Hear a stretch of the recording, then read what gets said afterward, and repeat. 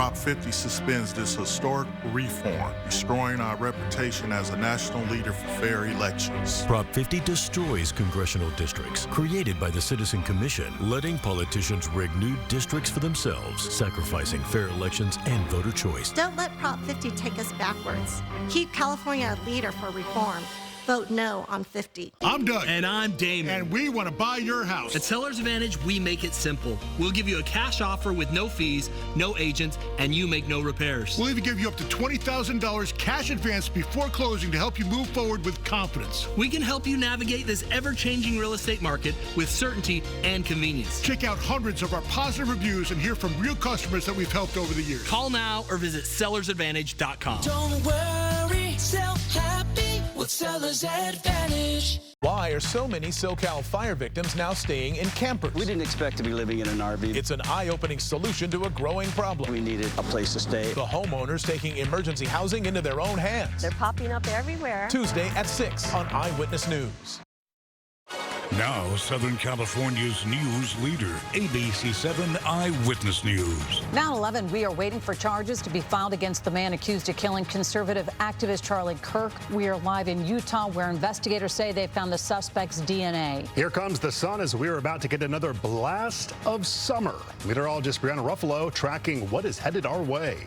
And turning the deep blue sea pink, all in the name of science. We are live with what researchers hope to discover.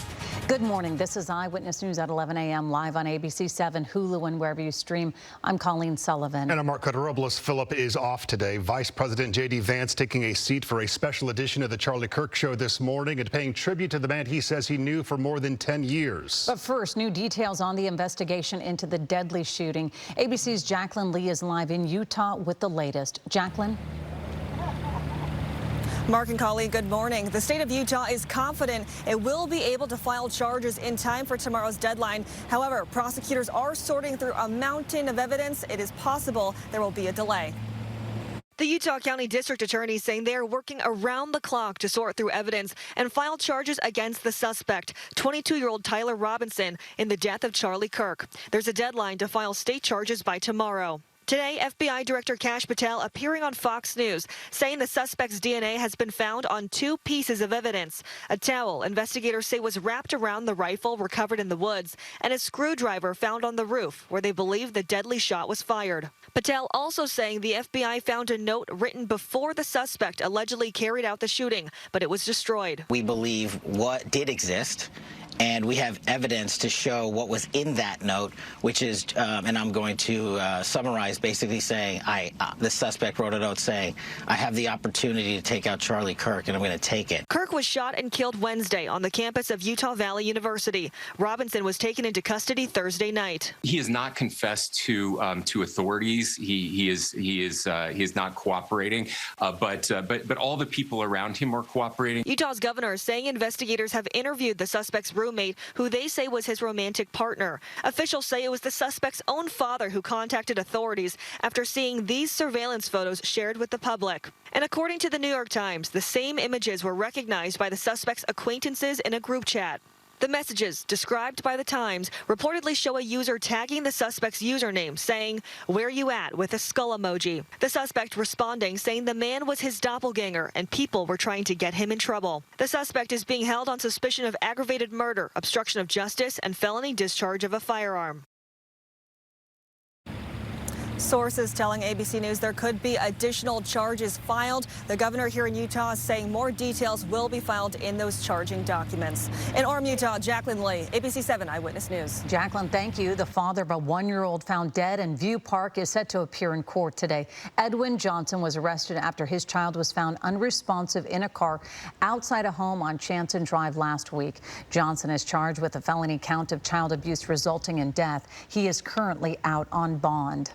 It was one of our big stories last week, and we were wondering what the port of Long Beach looked like this morning after dozens of containers crashed into the water. Scott Reif, live at Air 7 with an update. Scott.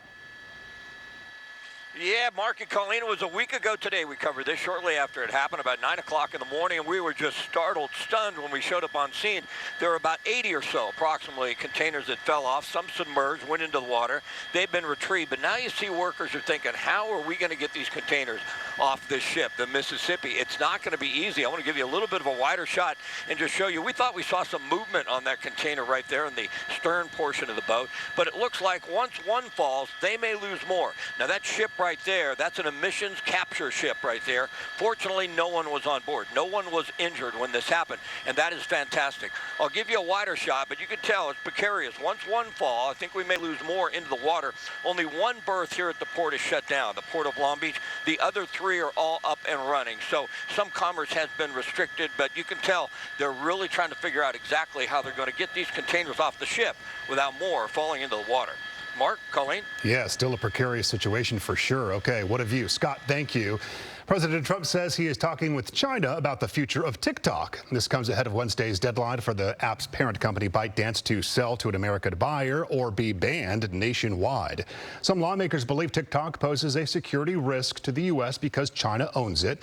The ban was supposed to take effect months ago, but President Trump has delayed enforcement 3 times. Well, now to your weather. It's going to be hot and muggy this week. Joy. No kidding. Meteorologist Brianna Ruffalo, you are here with our first look at the forecast. Good morning. Hey, good morning. I mean, at least we could say it could get interesting this week, so that's something that could get a little exciting, although I know we're probably not so excited about hotter temperatures and the humidity too, which will make it feel even hotter. So we'll see. We may see some heat advisories or products issued as we get into the next couple days, but it's really going to be dependent upon how much cloud coverage we get from what's going to be causing the chance of some showers as we head into these next couple of days.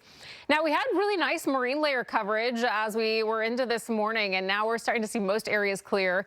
A lot of clouds off the coast, though, and offshore. It's getting close to 70 over into Malibu. And we had clouds covering the valleys this morning as well. But now we're starting to see some sunshine, and it is warming up pretty quickly already. It's about 77 degrees in Burbank.